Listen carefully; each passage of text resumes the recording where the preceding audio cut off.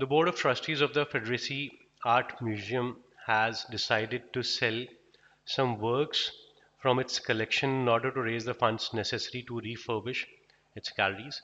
Although this may seem like a drastic remedy, the curator had long maintained that some among the paintings that the late Miss Federici collected for the museum was several unsuccessful immature works by Renoir and Cezanne that should be sold because they are of inferior quality and so add nothing to the overall quality of the museum's collection.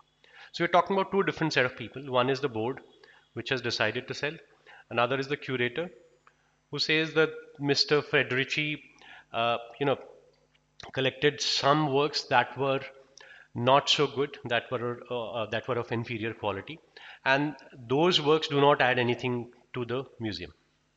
Hence, the board's action will not detract from the museum's collection. Wherever we see two different set of people or two different people, and their decisions are matching. I mean, the reasoning given by one person is used to justify the actions of the other person.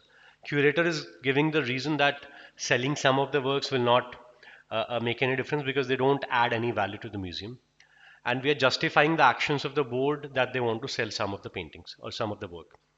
So the assumption in such cases that they both are on the same line. Okay, they are on same page and they're trying to do the same thing. Okay, which is option B, that the paintings that the board of trustees sell will be among those that the curator recommends selling.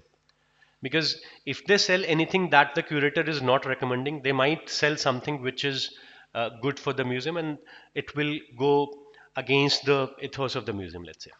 So this is the kind of option that stands out. It's easy to pick in such cases. Just try to see from the argument whether that we are talking about two different set of people and the reasoning of one person is there to justify the actions of another person.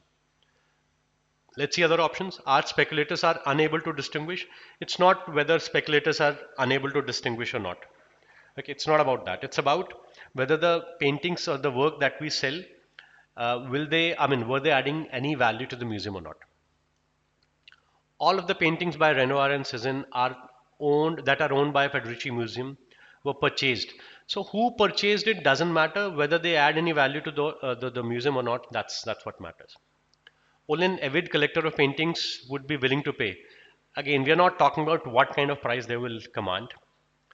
A great work of art can be truly appreciated only if it is displayed and carefully designed. I mean, this is irrelevant to the discussion because we are talking about whether selling some of the work will go against the ethos of the museum or not. Okay. It's only option B, which says that the paintings that we are selling or the work that we are selling is not adding any value according to the curator.